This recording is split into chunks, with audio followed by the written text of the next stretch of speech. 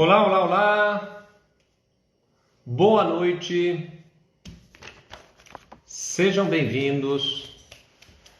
Sejam bem-vindos à live da SPR 2021. Eu sou o Marcos Renato de Assis, reumatologista e fisiatra. E hoje nós vamos falar sobre lombalgia, quando indicar procedimentos minimamente invasivos. Eu tenho um convidado muito legal, muito especial, logo vou apresentar. E nós vamos ter a oportunidade de falar sobre diversas coisas, espero bastante perguntas de vocês. Estou vendo que esse contador aqui não para de crescer, nós vamos estar com a família reunida aqui, reumatológica e extra-reumatológica, né? Bom, é uma satisfação estar com vocês aqui e eu estou muito satisfeito também de participar dessa gestão 2020-2021, em que a gente está avançando nas mídias sociais, chegando mais perto de vocês. A gente cresceu muito a participação, o número de associados, as pessoas estão participando de maneira bastante empolgada e a gente está muito satisfeito com isso daí. Essa aqui já é a quarta live da SPR e nós vamos continuar com diversas atividades. Temos cursos, podcasts, vídeos e logo vamos começar com essa live. Meu amigo já está chegando aqui. Enquanto ele está quase entrando aqui, eu vou dizer que é uma pessoa que tem uma formação muito boa, uma prática muito grande. Olha quem aparece aí, o João Amadeira. Boa noite, João. Tudo bem? Tudo jóia? Seja bem-vindo aqui. Obrigado, sempre bom falar contigo. Que bom. Então, sabe que eu me toquei agora que hoje é dia do amigo, né, João? Então, um abraço para você, meu amigo João. Um abração para todos que nos ouvem também. João, a gente já está quase chegando no 100 aqui, o negócio está crescendo, então eu vou apresentar você, porque logo a gente vai começar com as perguntas emocionantes aqui. Já falei qual é o tema de hoje, tenho que apresentar aqui o João Amadeira, é um médico fisiatra, meu colega de especialidade, intervencionista. Ele fez um fellow postdoc em coluna lá na Harvard, é atualmente professor colaborador da FMUS, e ele também é o diretor do Spine Center em São Paulo, junto com outro colega fisiatra, o Daniel, não é isso? Isso mesmo. Obrigado, Marcos. Obrigado pelo convite. Obrigado, Sociedade Paulista de Reumatologia. Marcelo, presidente. Obrigado a quem está aí assistindo. Um prazer enorme, uma honra estar aqui falando com você, falando com todo mundo. A Vera acabou de entrar aqui, muito legal. E queria agradecer a oportunidade de falar desse tema que é tão importante, né? Um tema que é um grande desafio de saúde pública, a principal causa de afastamento do trabalho, um grande desafio para a medicina, para nós médicos de qualquer especialidade, porque é a principal causa de procura aos nossos consultórios, e um desafio para os nossos pacientes também, que é uma patologia muito debilitante, incapacitante, e que gera muitas dúvidas, né? Será que vou melhorar? Será que não vou melhorar? O que fazer? E feliz também de que você que está me apresentando, e não eu te apresentando, porque senão eu ia passar a live toda aqui falando seus títulos e seu currículo. Ô, João, o pessoal vai achar que é marmelada, mas esse assunto é muito importante. Para ter uma ideia do quão é importante isso, nós vamos ter na prevalência, ao longo da vida, 80% das pessoas vão desenvolver em algum momento lombalgia. Por acaso a pandemia alcança esses números, João? Olha, ainda não alcançou, tomara que não alcance.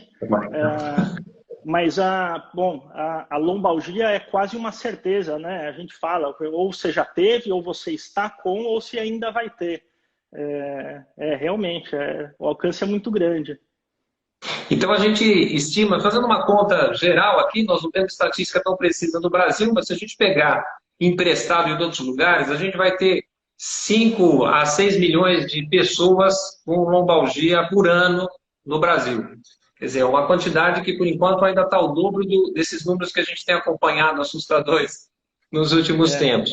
A maioria desses pacientes, é bom a gente lembrar, eles vão ter boa evolução, né? Em torno de uma semana, 2 metades já se curou, um mês e meio, de 80% a 90% também já está livre dos problemas.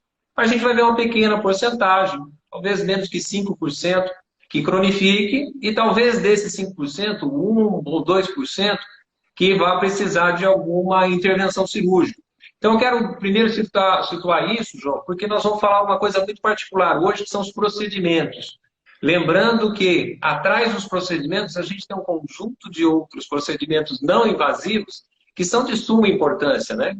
Que é o conhecimento da biomecânica, o cuidado no movimento, a postura, o gesto esportivo dos atletas. Então, não custa a gente lembrar que essa é a coisa mais fundamental que a gente tem em relação à dor lombar. Fazer uma boa medicina, né? Entender a patologia, estudar.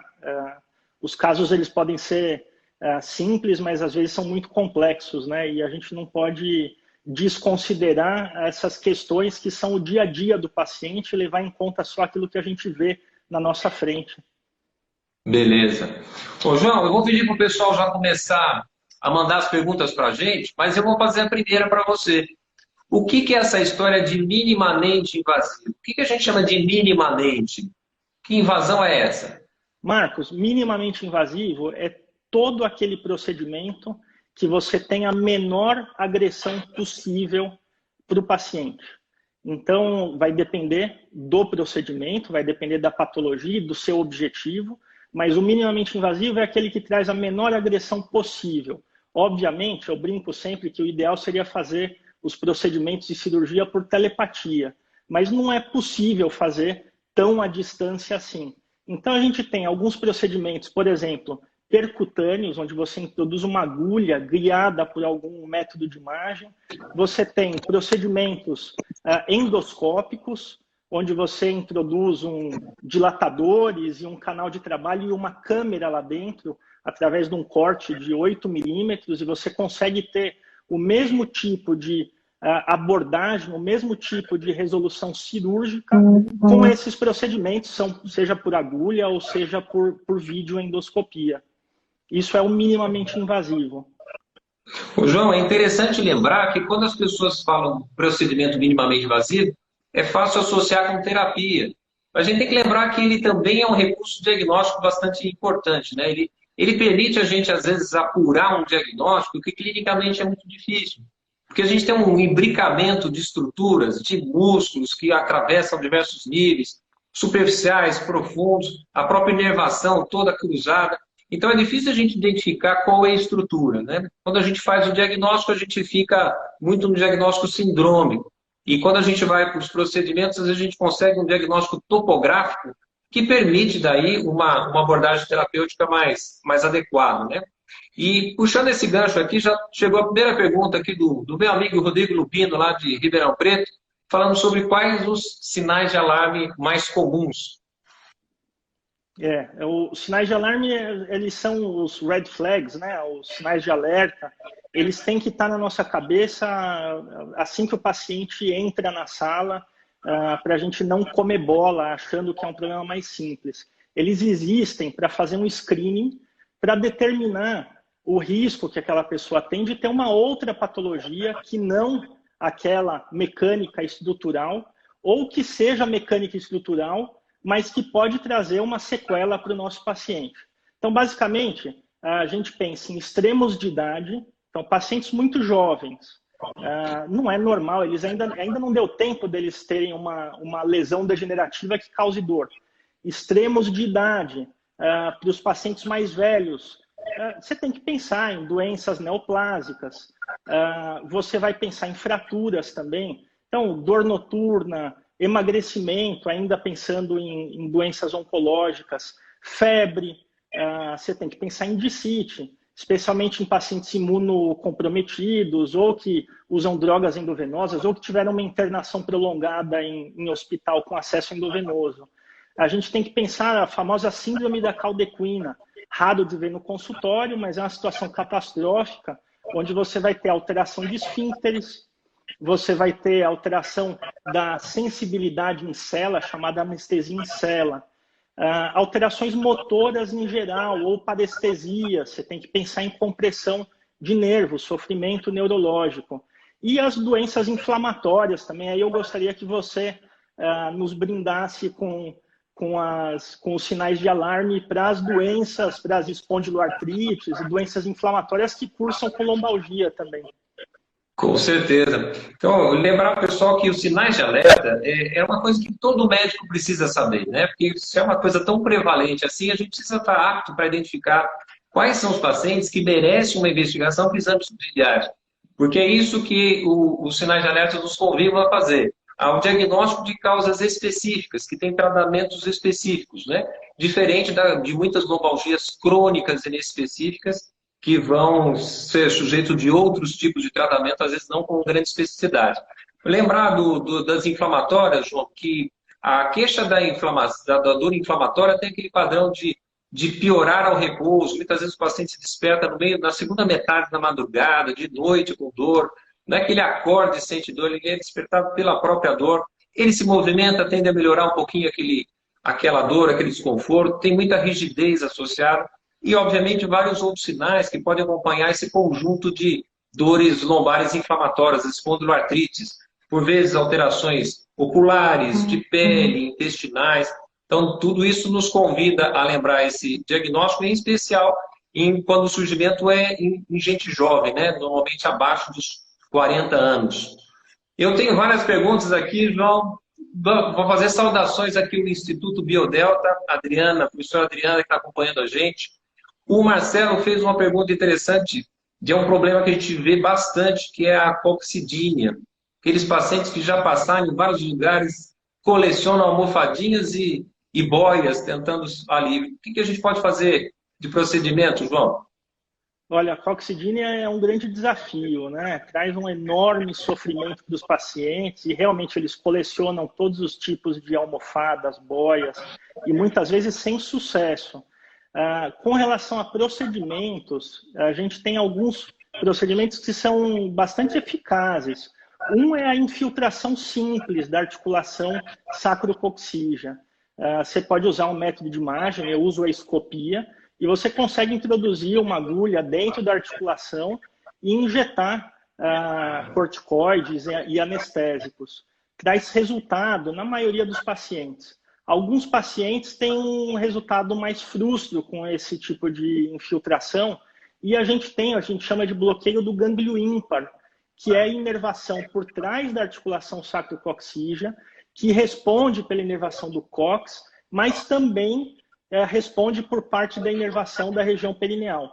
Então, para fazer esse tipo de bloqueio, a gente pode fazer o bloqueio terapêutico com anestésico e corticoide, mas a gente também faz a ablação, a gente faz a lesão desse nervo, desde que, quando a gente fez o teste com anestésico de longa duração, o paciente não trouxe nenhuma queixa da região perineal. Então, esses são os principais procedimentos. Existe, nos casos extremos, implante de bomba de morfina e implante de eletrodo peridural também, mas para os casos extremos. E aqui, vocês já devem ter pego no consultório de vocês, né, que são as remoções do cóccix. A maioria das vezes isso é feito de forma compassiva como última opção, mas os resultados não costumam ser bons. Exato. Eu vou juntar com a Camila Salvador. Ela comentou aqui com a gente que ela sente muita dor lombar, mas só quando ela está dormindo. Então, pode ser um daqueles sinais de alerta que a gente falou da dor do tipo inflamatória. Ela não é exclusividade das doenças reumáticas inflamatórias, como as espondiloartrites. Mesmo a espondilodicite pode se manifestar dessa maneira inflamatória. Mas certamente é um sinal de alerta, precisa procurar um atendimento, fazer um exame físico adequado, buscando inclusive outros sinais em outras partes.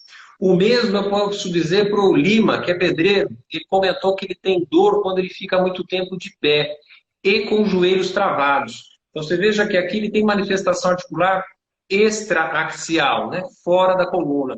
A gente tem que pensar em doenças inflamatórias que acometem a coluna e essas grandes articulações. Aqui o espondiloartrite reumática está perguntando como é que é o exame físico completo do paciente com lombalgia. Então, eu vou adiantar um pouquinho aqui, João, que a gente precisa fazer o exame completo, né? O reumatologista adora fazer exame completo, fisiatra também, a gente faz exames demorados. Então, a gente faz exame, não só o músculo esquelético e o neurológico, mas a gente examina a pele, examina o olho, a gente faz uma série de manobras. Essas manobras são importantes para a gente procurar identificar quais as estruturas. ainda que sejam os diagnósticos sindrômicos que a gente obtenha com essas manobras, né? Depois a gente pode comentar um pouquinho desses diagnósticos sindrômicos, né, João? Porque sem esses diagnósticos, a gente não tem como propor as terapêuticas adequadas. Lombalgia não é um pacote só, ela tem subdivisões. Se a gente for para o diagnóstico etiológico, ou seja, da causa, a gente tem dezenas e dezenas. Há livros falando em mais de uma centena de causas de dor lombar.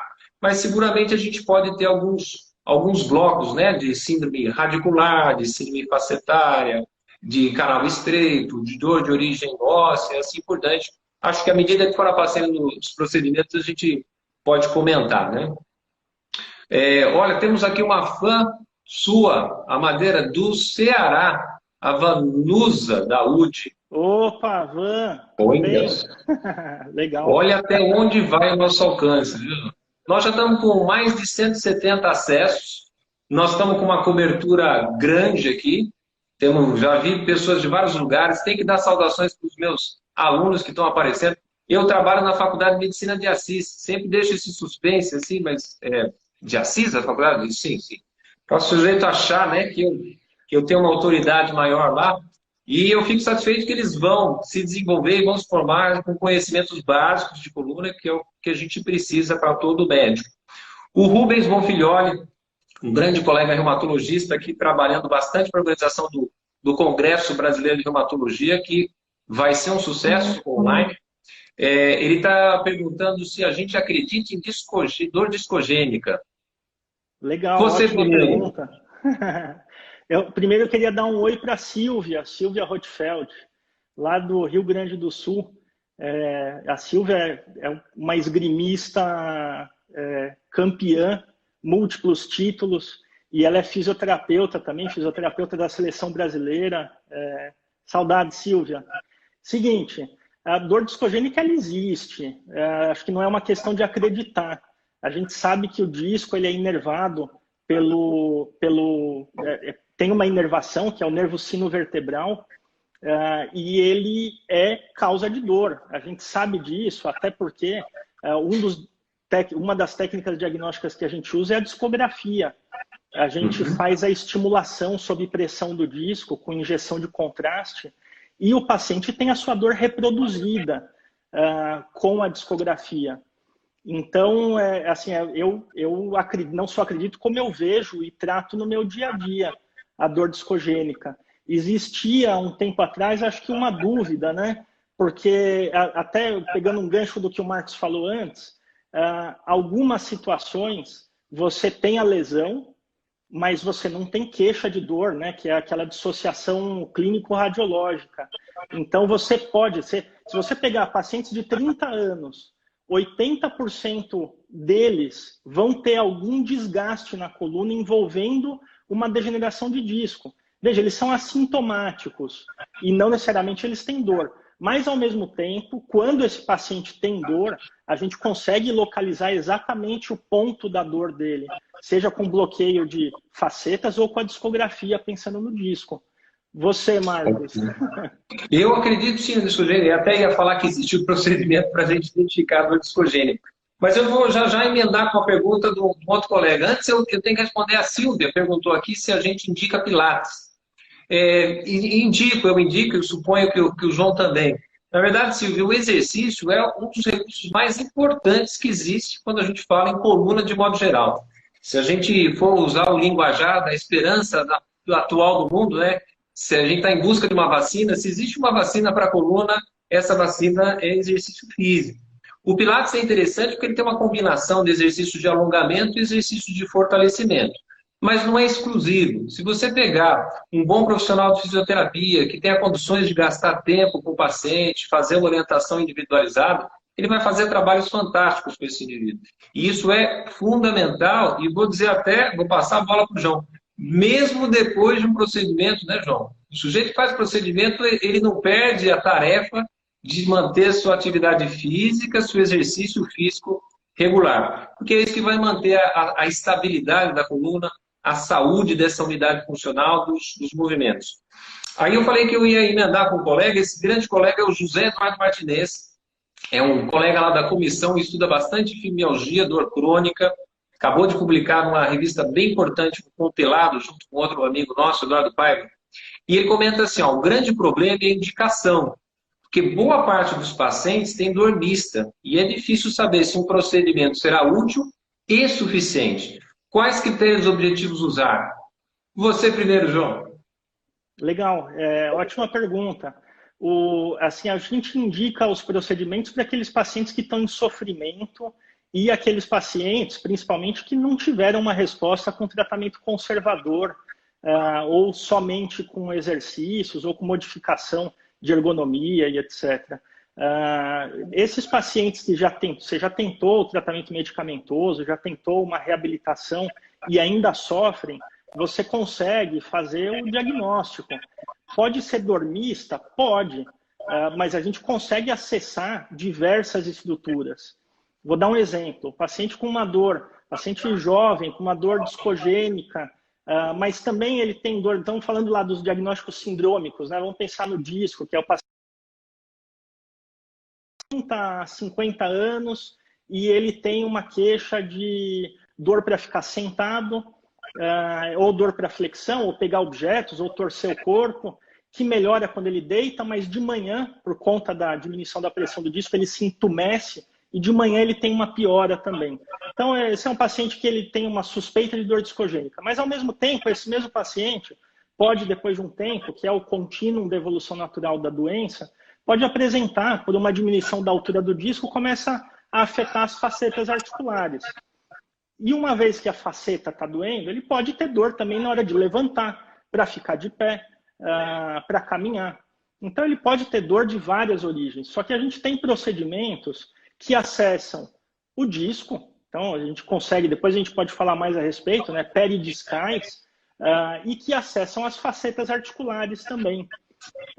Se você quiser colocar mais itens aí, então você vai falar, agora eu tenho também, além disso, ele gerou uma dor miofacial na musculatura paravertebral. A gente consegue acessar também. Então, assim, é difícil, precisa ter o diagnóstico preciso, mas a gente consegue localizar com precisão cada item, até, de certa forma, quantificar. Você faz o primeiro um bloqueio de faceta e o paciente fala, e eu vejo isso na sala do procedimento, olha, agora a dor para levantar passou, só que ainda me dói para torcer a coluna ou para sentar. Uhum. É importante a gente de novo falar que nós estamos num assunto de procedimentos minimamente invasivos, mas esses pacientes eles recebem um pacote de tratamento, um conjunto, e aí entram elementos importantes que é o manejo adequado das medicações, né? De novo, a gente não depende só do procedimento invasivo, a gente tem uso de medicações para lombalgia aguda, eventos agudos, principalmente traumáticos, são muito diferentes, né? Nesses a gente usa muito anti-inflamatório. Aqueles que cronificam respondem mal a essas medicações, de modo geral, e a gente muitas vezes lança mão de medicações que são neuromoduladoras ou moduladoras da dor, da classe de antidepressivos, anticonvulsivantes, etc. Né? E lembrar que tudo isso com o nosso grande aliado, exercício físico.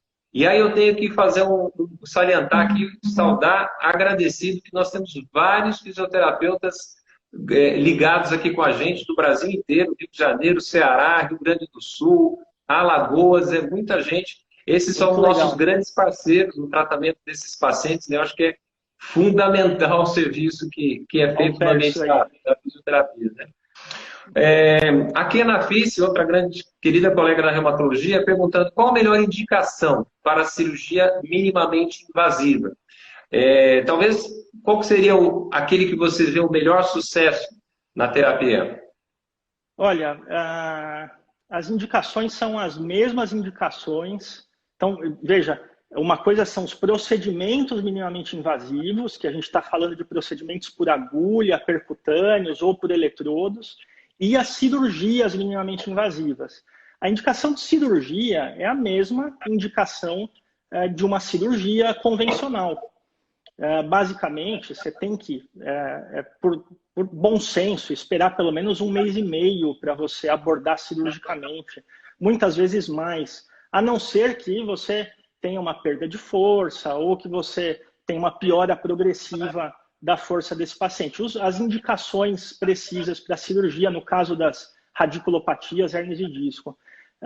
Mas as indicações, por exemplo, para um procedimento, a gente está falando aqui de uma dor discogênica. Então, você tem uma doença degenerativa discal, com uma fissura, ou com uma protrusão, ou com uma herniação causando dor axial, você tem procedimentos peridiscais. Você pode, inclusive, fazer procedimentos intradiscais para modular a inervação do nervo sinovertebral ou para esquentar o colágeno e conseguir encolher um pouco o núcleo pulposo e reduzir a pressão desse disco. Você pode, inclusive, se for o caso de uma hérnia com compressão ou de uma protrusão com compressão, fazer uma cirurgia por vídeo, uma cirurgia por um tubo de 8 milímetros. Para as facetas, as indicações são dor incapacitante, que não resolve com atividade física, com fisioterapia e com medicamento. E quando o paciente tem dor importante, você lança a mão desses procedimentos para as facetas, que basicamente vão ser os bloqueios facetários, infiltrações, ou a risotomia, que é você desnervar a faceta articular. Deixa eu aproveitar aí, João, o gancho. A Priscila Moraes está perguntando quanto tempo dura o efeito da ablação. Então, acho que aí a gente aproveita e fala o que é essa ablação e quais esses diagnósticos sindrômicos que a gente vai lançar a mão de infiltrações tipo bloqueio e a ablação. E que formas de ablação que a gente dispõe? Legal, boa pergunta. Os procedimentos diagnósticos, eles andam de mão dada com qualquer procedimento e com o dia a dia de uma clínica de intervenção em coluna, tá? Ablação tem vários nomes. Você pode chamar de ablação, pode chamar de risotomia, pode chamar de desnervação. E, em geral, você faz esse desligamento da inervação colocando uma cânula, uma agulha, em cima da onde a gente sabe que passa um nervo. No caso das facetas articulares, é o ramo medial. Cada faceta tem 2 caminhos, em cima e embaixo, inervando. E uma vez que você coloca a agulha lá em cima, essa agulha é uma agulha especial, que ela é toda isolada e tem a ponta, que ela é descapada. E você liga essa agulha num aparelho, num gerador de radiofrequência. Ele esquenta, chega a 90 graus, você deixa por 1 minuto, 1 minuto e meio, e esse calor vai desnaturar as proteínas do nervo, e o seu corpo vai reabsorver esse nervo. Uma vez que reabsorveu, não vai existir mais a aferência dolorosa. Então você vai ter um alívio. Isso pode levar até 1 mês para acontecer e vai ter um alívio. O tempo de duração vai depender da duração do tempo de lesão, da ablação. Então, quanto maior a lesão, mais tempo vai durar, porque o tempo vai ser o tempo do nervinho crescer. Como é um nervo periférico, ele cresce a uma velocidade que é individual de cada pessoa. Mais jovens, mais rápido, mais velhos, mais demorado, mas é convencionado que é em torno de 8 meses até 1 ano e meio. A gente tem, para esses procedimentos, a desnervação por vídeo, a ablação por vídeo, onde você visualiza o ramo medial na junção do processo transverso com a faceta e você consegue fazer uma lesão um pouco maior. E isso daí, em tese, dura mais. Perfeito. João, eu tenho uma pergunta da nossa querida Vera Sheinfeld. Quem não conhece a Vera Sheinfeld, ela faz uma pergunta que é carinhosa para os fisiatras. Se a gente faz infiltração na musculatura paravertebral lombar, nas lombalgias, e eu vou emendar a pergunta da Raquel Sampaio. Ela pergunta se fazemos lidocaína em pontos gatilhos. Eu acho que eu vou começar porque vai ser interessante você completar a minha resposta. Eu acho que a fisiatria tem uma cultura bastante intensa de infiltração e de infiltração de pontos gatilhos, e em especial um tipo de infiltração que a gente chama de infiltração de Fischer, onde a gente faz a aplicação do anestésico entre as apófises espinhosas, às vezes fazendo um leque, e a gente trabalha sobre um conceito que é muito interessante, que é o da sensitização segmentar, ou hipersensibilização segmentar. E isso oferece umas respostas muito, muito interessantes, aliás, algumas bastante animadoras, onde o paciente entra com uma dor enorme e sai feliz da vida. Mas é importante a gente fazer algumas ponderações, né? Muitas vezes essas hipersensibilizações, se não todas as vezes, elas têm algum fator que as desencadeou, tem alguma doença por baixo daquilo ali. E se a gente não fizer o tratamento adequado, facilmente aquilo pode retornar.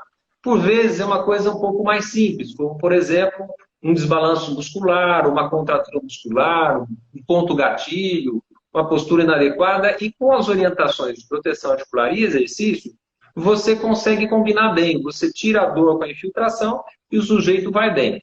Por vezes, a gente tem uma outra doença que pode ser, por exemplo, um acidente discal, uma compressão, um conflito neurológico, uma compressão radicular, uma faceta. E aí, o que a gente faz, João? Eu acho que é isso mesmo. O grande problema da dor miofacial é que ela, a imensa maioria das vezes, é secundária a alguma coisa, né? E aí você focar só no tratamento da dor miofacial, que é animador, porque o paciente melhora na hora, e muitas vezes é a queixa imediata desse paciente, é a dor miofacial. Mas se ela tem algo que a está perpetuando, dali a 2, 3 dias a dor vai voltar.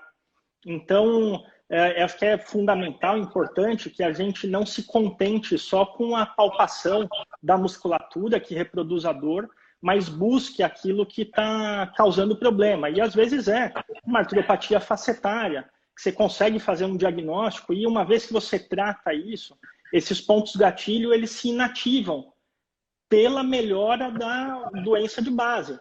Ou mesmo uma dor discogênica ou uma radiculopatia. Então, eu acho que é fundamental que você dê o alívio para o paciente imediato, mas não esqueça que possa ter alguma coisa, né? Que pode ter alguma coisa que está perpetuando aquilo. Principalmente se você trata uma vez a miofacial e ela reativa novamente, ela volta a doer novamente. João, nesse mesmo sentido, eu tenho uma pergunta inteligente, ou duas. Eu tenho um conflito de interesse, porque quem fez essa pergunta é a Graziela Sfer, que foi me orientando, que é minha afilhada, uma pessoa queridíssima. E olha só o que ela pergunta para a gente, ó. Como conduzir a memória da dor em pacientes que desenvolveram a cinesiofobia? E olha a segunda pergunta, os procedimentos minimamente invasivos poderiam abrir as portas da cinesioterapia ao melhorar a dor? Sim.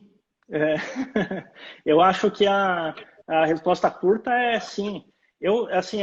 Antes de eu me dedicar exclusivamente à coluna, eu lembro na minha formação que a gente tinha alguns pacientes na fisiatria que iam fazer o tratamento para dor no ombro do hemiplégico, a ombralgia do hemiplégico, uma doença super complexa, difícil tratamento, que acabou virando minha tese de doutorado. A gente fazia alguns bloqueios, o bloqueio do supra, pré-fisioterapia, porque isso ajuda e muito. O paciente saber que ele pode ter um alívio daquela dor e que ele vai poder mobilizar sem piora da dor é muito importante. Agora, você tocou outro ponto importante, que são as bandeiras amarelas, né? Que é a hipervigilância, a catastrofização, que você precisa abordar e muitas vezes não vai ser o procedimento que vai abordar isso. Você precisa encaminhar esse paciente para psicoterapia, às vezes para ajudar ele a ressignificar aquela experiência dele. Mas eu acho que sim. Eu acho que é interessante quando a gente se depara com essa situação da cinesiofobia, a gente precisa fazer um plano de progressão suave, né, que respeite o limite de dor do paciente e ele comece a ter experiências positivas, com que a gente consiga prepará-lo para readquirir a capacidade de se movimentar e de se exercitar. A gente tem essa especialidade chamada fisiatria, que também recebe o nome de medicina física e reabilitação. Então a gente acaba carregando essa história dos meios físicos. Muitas vezes a gente acaba prescrevendo meios físicos no sentido de aliviar e facilitar uma cinesioterapia, facilitar a execução do movimento. Quando a gente vai na literatura, realmente o sucesso dos meios físicos ele parece ser bastante limitado. Pelo menos de modo isolado, a gente sabe que não é um caminho interessante, mas associado, eventualmente, conforme o paciente pode ajudar, sempre com cuidado dele não roubar o assunto principal, que é, na verdade, preparar o sujeito para se movimentar e readquirir a funcionalidade. Então, nesse sentido, um procedimento invasivo ele pode facilitar o movimento, assim como uma medicação moduladora da dor pode permitir que o paciente volte a se movimentar e aí sim progrida com recursos próprios, né, para melhorar. Né? O João, tem uma pergunta aqui do Jorge Dib. São várias perguntinhas numa só. RPG funciona? Quando escolherem de Pilates, hidroginástica e RPG? Você quer comentar ou que eu comento? Não, eu queria antes fazer um parênteses, que eu acho que é o nosso objetivo, né? Quando a gente pensa, não pensando só na cinesiofobia, mas na reabilitação do paciente, que não é o procedimento minimamente invasivo pelo procedimento ou pela duração do efeito dele naquele momento, né? É inserido num processo de reabilitação, como você disse. Pode comentar das terapias. Terapias, Depois né? quero ouvir tua opinião. Então tá bom. Assim, o RPG, curiosamente, é uma coisa que proliferou no Brasil, né? Eu acho que ele não tem muito em outros lugares. Você, inclusive, fez o fellow lá no exterior, você pode contar como é que é a visão do lado de fora. O RPG, eu acho que alguns pacientes se dão bem, mas lembrando que essa reprogramação postural global, ela se faz muito uma coisa muito passiva, né? Não é um trabalho onde existe um desenvolvimento de fortalecimento muscular, com movimentação ativa, com exercícios mais funcionais. Então, eu enxergo um pouco mais limitado o RPG, porque ele é muito dependente, quer dizer, você depende da execução do movimento pelo terapeuta, você acaba não trabalhando nesse, vamos chamar de empoderamento do paciente, de entregar na mão dele um recurso terapêutico que ele depois pode assumir em casa, né? A gente sempre brinca que fisioterapia dura um tempo, tem um número de sessões, tem começo, meio, fim, mas exercício físico só termina na véspera da morte, né? Então a gente quer que o sujeito incorpore isso. Ao passo que quando a gente fala dos outros sobre o Pilates ou a hidroginástica, conforme as condições, a oferta do serviço, disponibilidade, às vezes até financeira, pode passar a ser uma atividade semelhante a uma atividade esportiva, uma atividade que o indivíduo desenvolve em longo prazo. Assim, ele trabalha ativamente a sua musculatura. E ele pode, no Pilates, fazer alguns exercícios em casa, né? Eu concordo. O RPG, eu não tenho o hábito de prescrever o RPG, mas muitos pacientes me pedem para prescrever o RPG porque se sentem bem, porque sentem a melhora postural, melhora de dor. Mas realmente eu acho que não dá para ficar só no RPG, você tem que pensar na ponte para uma vida ativa, e isso daí vale qualquer tipo de exercício, né? As outras terapias, hidro, ou mesmo funcional, mesmo Pilates, que a Silvia tinha perguntado, eu acho que desde que você entenda a patologia do paciente, não o machuque, respeitando a mecânica que pode prejudicá-lo ou que pode poupá-lo, eu acho que são todas técnicas muito válidas.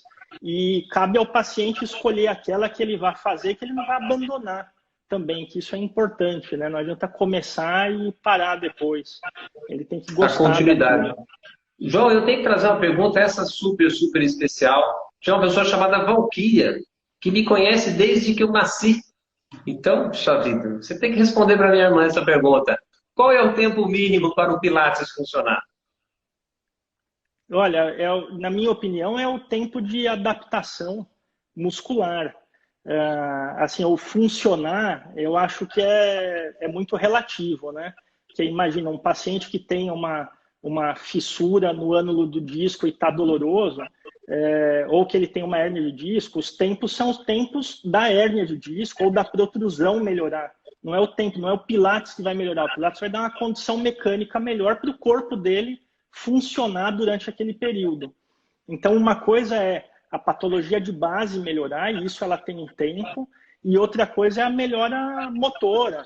Normalmente, a gente está falando aí pelo menos 3 meses para você começar a chegar num platô da adaptação e conseguir, depois desse momento de 3 meses de treino contínuo, não adianta fazer uma vez por semana também.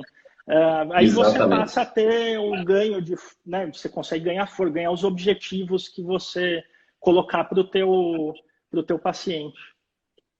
A gente vê que esse período inicial, Pilates, né, como uma forma de exercício que também trabalha fortalecimento muscular, às vezes o paciente tem alguns ganhos, tem ganho de flexibilidade também, mas são ganhos mais por uma melhora da percepção corporal, da forma de recrutar os seus músculos, não da massa muscular em si, que a gente vai ver que vai precisar mais de 3 meses. E aí também lembrar que quando a gente está pensando em exercício físico de fortalecimento, a gente precisa ir pelo menos umas 3 vezes por semana, por uns 3 meses, para a gente observar realmente uma massa muscular aumentada. Mas vou voltar no ponto que você falou, que eu acho que é tão importante que eu vou repassar. Que a gente fala sobre tratar a dor, mas o nosso foco não é eliminar a dor exclusivamente. Isso é uma coisa meio utópica e talvez ingênua. A gente trata a dor para descer em níveis razoáveis, se possível, desaparecer, mas a gente trata para a pessoa voltar à sua funcionalidade, voltar à sua qualidade de vida. Então é importante que o indivíduo, mesmo que tenha dor, consiga ter o convívio familiar, trabalhar, fazer suas atividades, diferente de um sujeito que talvez tenha uma dor muito pequena, mas está embotado, cheio de efeitos colaterais, não sai de casa. Aí você comparando o primeiro com o segundo cenário, é muito melhor ter alguma dorzinha e a vida correr bem, do que a gente ficar perseguindo uma coisa sem fim, né? Que é o alívio absoluto da dor. Eu falo isso talvez 10 vezes por dia, que é melhor um paciente ativo fisicamente com dor do que um paciente sedentário, sentado o dia inteiro com dor também. Então, é óbvio que o objetivo nosso é a melhor redução de dor possível. Mas mesmo que isso não seja possível naquele momento, que ele esteja o mais ativo, que a vida dele seja a mais plena possível, né? João, tem uma pergunta aqui da Priscila Moraes, que eu vou responder um pouquinho e depois você vai contar a sua experiência. Ela fala assim, costocondrite é originária de espondiloartrite, eu imagino, GEA? A gente tem vários casos de costocondrite em pacientes que têm espondiloartrite, mas não exclusivamente, né? Existem outros problemas, inclusive a gente até identifica algumas questões mecânicas que podem favorecer. Você costuma atender pacientes com costocondrite, principalmente os que não têm origem como doença inflamatória crônica, autoimune? Olha, eu já recebi alguns pacientes com uma queixa de costocondrite e bem localizada, e nessas situações eu infiltro a articulação. Não é algo que eu vejo no dia a dia, mas o que eu consigo oferecer, especialmente quando é uma coisa bem localizada, é esse tipo de tratamento. Às vezes é uma localização pequena que não justifica o uso de medicamentos. Às vezes os efeitos colaterais dos medicamentos para tratar uma coisa tão localizada acabam não se justificando. E aí a gente parte para algumas infiltrações. Mas não é o meu dia a dia não, viu, Marcos? Tá. Eu atendo isso daí e vou dizer que a minha preferência é a infiltração. Quando eu identifico alguma questão mecânica que esteja envolvida, uma má postura que parece que sobrecarrega a articulação, eu peço antes que o paciente investir no exercício físico. Mas eu tenho preferência porque normalmente o retorno é muito positivo, a resposta costuma ser muito boa, ainda que não seja permanente. Pode ser que depois de meses, 1 ano, 2 anos, eu tenho que refazer. Mas eu tenho visto que a tendência é cada vez espaçar mais, cada vez ficar mais raro. São pacientes que respondem muito bem a esse procedimento. Falando de procedimento, saudações Edgar Reis. Edgar Reis é o rei da live, é o rei da mídia social da SPR. O Edgar você conhece, João. Ele pergunta quando preferir um procedimento tradicional como primeira escolha versus o minimamente invasivo. Quer dizer, quanto que a gente está limitado nesse minimamente invasivo, a gente tem que ir para o convencional mesmo. O que se considera consenso entre quem faz procedimentos minimamente invasivos é o uso do bom senso. Se você pode fazer o mesmo tipo de tratamento com uma agressão menor, com um corte menor, com um risco de infecção, um risco de sangramento menor, não tem o porquê você escolher uma cirurgia aberta tradicional. Não faz muito sentido. Eu acho que a escolha passa a ser quando não existe esse tipo de cirurgia que o paciente tem indicação não existe para aquele tipo não existe a opção minimamente invasiva. Então, por exemplo, uma escoliose. Poxa, não dá para fazer minimamente invasiva, você tem que fazer a cirurgia tradicional. Mas uma dissectomia, se você tiver a opção, tiver um bom médico que tem experiência, não tem por que você escolher uma cirurgia aberta frente a uma cirurgia menos invasiva. Não, eu acho que assim, tudo aquilo que tem indicação e que existe a técnica, a imensa maioria dela se mostrou equiparável, o resultado é equiparável. Só tem benefícios, na verdade. Eu acho que seriam aquelas situações, talvez, da deformidade, como você falou, né? Correção de deformidade de coluna, ou neoplasias, né? Que a gente também não faz a abordagem pelo minimamente invasivo. Mas no restante é aquela coisa, né, João? De modo geral, em mãos experientes, você vai ter um procedimento que é mais rápido, tem menos tempo cirúrgico, menos anestesia, o tempo de internação é mais curto, o tempo de reabilitação é mais curto, o tempo de retorno ao trabalho é mais curto. Quer dizer, é uma tendência a gente mudar esse paradigma, né? Em situações bem indicadas, com um profissional bem treinado, a gente dá preferência para essa via, né? O Marcelo Pinheiro, saudações, presidente, meu chefe, brilhante Marcelo, que ele é o responsável, um dos maiores responsáveis para a gente estar navegando nessas mídias sociais e esse sucesso da live aqui. Os procedimentos minimamente invasivos podem ser feitos em múltiplos níveis, e ele ainda coloca cervical e lombar, por exemplo. Eu acho que cabe, né, não só o cervical e lombar, mas múltiplos níveis dentro da lombar e da cervical. O que você fala, João? A gente faz, não é infrequente, acho que a gente falou em alguma pergunta atrás, que não é infrequente você encontrar um paciente que tem que tem uma dor mista ou que tenha vários pontos dolorosos, uma estenose de canal em 2 níveis ou uma artrose facetária de múltiplos níveis e uma degeneração discal com compressão radicular. A gente faz. Não é o ideal por conta do limite da dose do corticoide e do anestésico.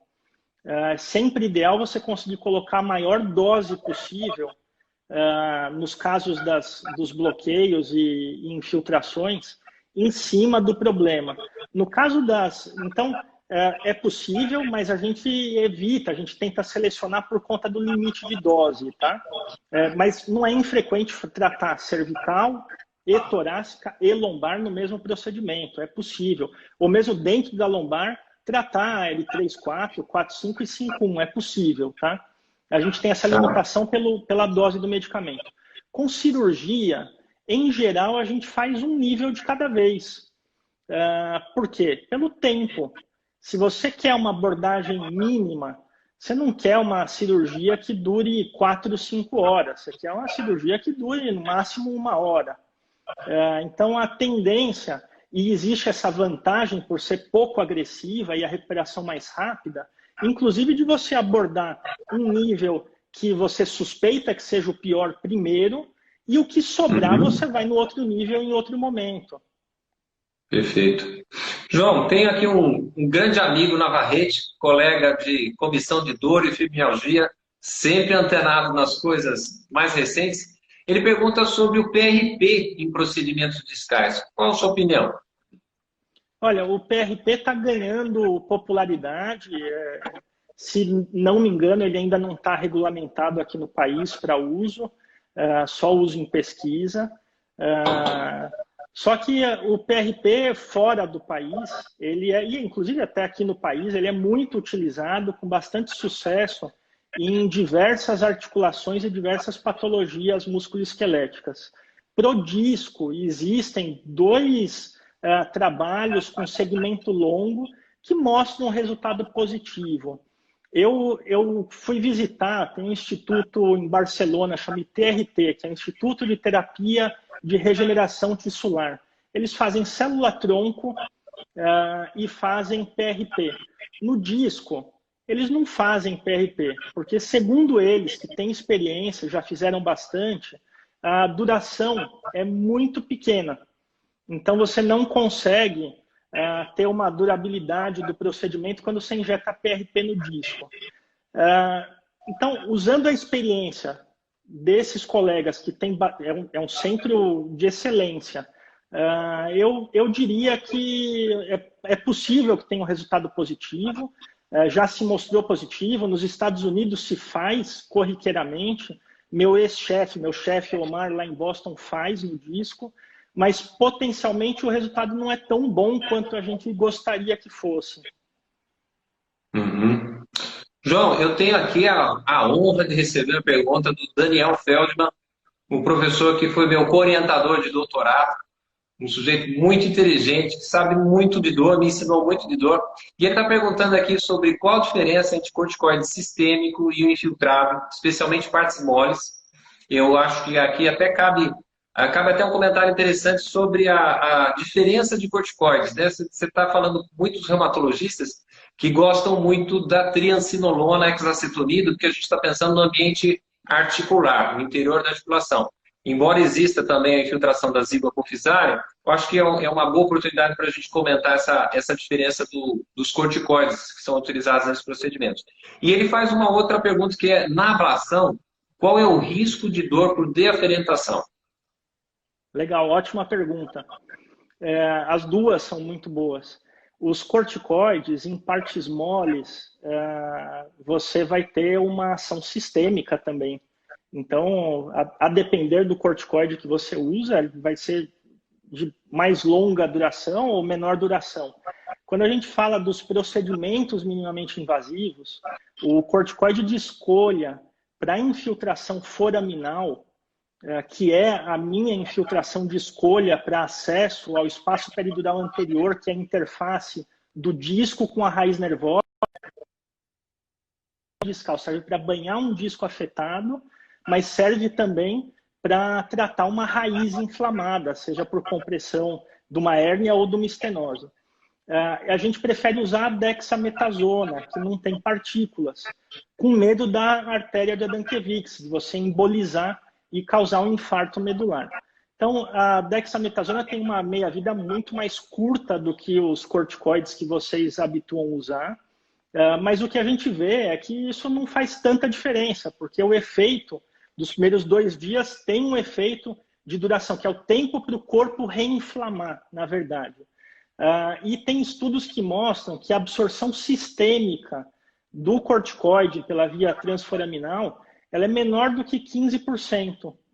Então, a gente imagina que você tem uma ação localizada muito melhor e a dexametasona, isso daí já foi estudado, que tem um efeito, inclusive, neuromodulatório, quando infiltrado na raiz. Com relação à ablação por radiofrequência, ou a risotomia por radiofrequência, eu diria que esse risco ele existe e ele depende de 2 coisas. Uma é a técnica utilizada, então se o profissional conseguiu acessar o ramo medial de forma adequada, e da inervação do paciente. Se o paciente tem muitos ramos, você pode fazer uma meia ablação e assim deixar o paciente com dor. A gente usa uma técnica, Marcos, que é o paciente acordado para fazer a risotomia por radiofrequência.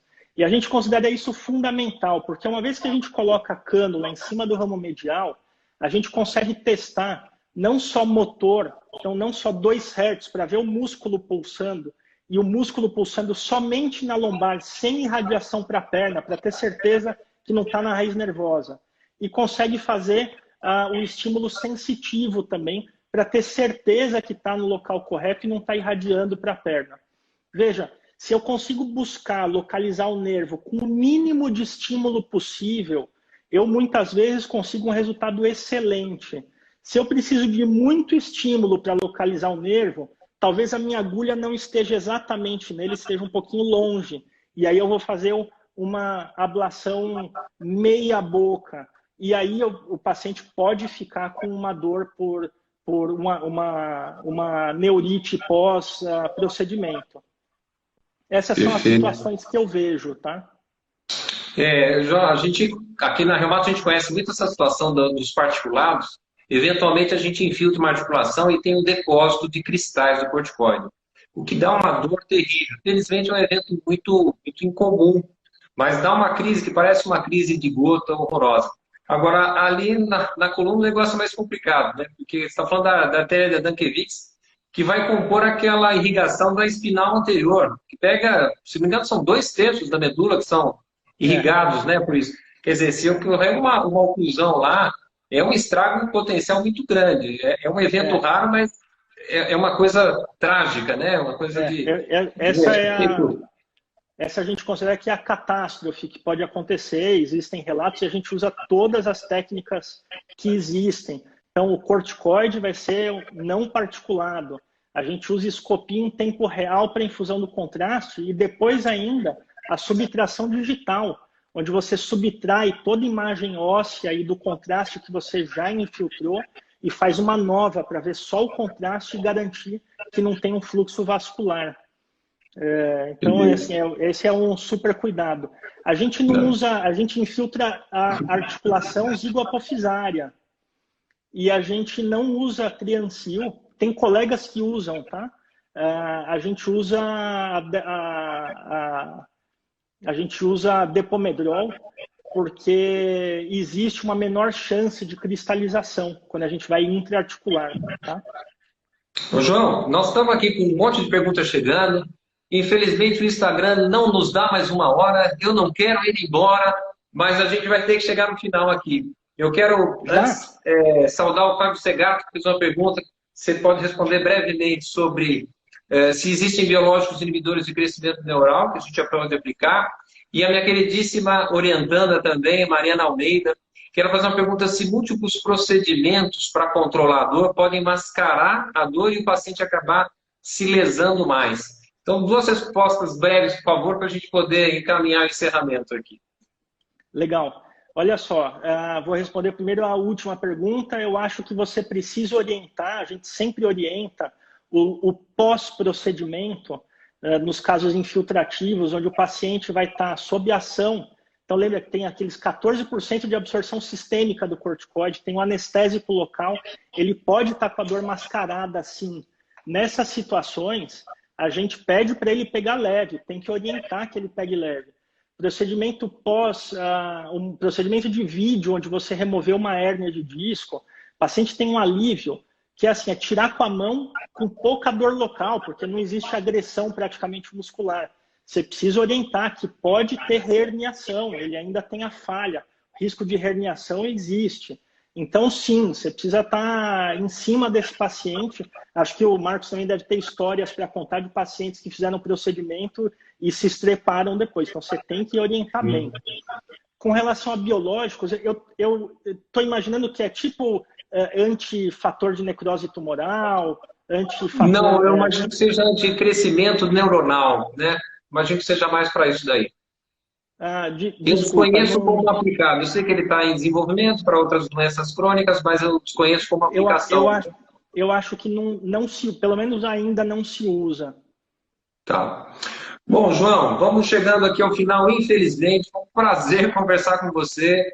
A gente teve uma participação muito intensa, muitas perguntas legais. Eu quero agradecer a todos que dedicaram esse tempinho à noite para a gente aqui. Foi muito divertido. Esperamos ter outras oportunidades. Quero já convidá-los para dia 17 de agosto, sempre o horário 20 e 21, vai ter a próxima live da SPR sobre queixas secas. Okay? Não percam essa daí. Eu agradeço muito a sua disponibilidade, a sua participação, João. Eu vou só, antes de dar mais um minuto para encerrar, dizer que a gente tem que tornar esse conhecimento mais disponível, porque isso vai aparecer de qualquer modo, seja no consultório, seja um parente, seja um vizinho, é uma coisa altamente frequente. A gente não pode ficar na ignorância em relação a isso. Quem quiser ver essa live, não esqueça que vai estar salvo no IGTV em breve. João, o seu adeus. Obrigado, Marcos. Eu acho que uma mensagem bacana é que esses procedimentos, eles preenchem um gap que existe entre o tratamento puramente conservador e a cirurgia. E antes, esses pacientes que não tinham melhora no conservador, mas também não queriam operar, ficavam desassistidos, né? E a gente pode oferecer conforto, alívio, tratamento para esses pacientes também. Obrigado, Marcos. Obrigado, SPR. Valeu. Obrigado para quem está Beleza. assistindo. Então vocês podem assistir em breve no GTV e nos próximos dias a SPR vai carregar esse vídeo também no YouTube. Pessoal, muito obrigado pela presença, um grande abraço, beijos a todos, até a próxima. Até mais, João. Valeu. Tchau, tchau, Marcos. Tchau, tchau.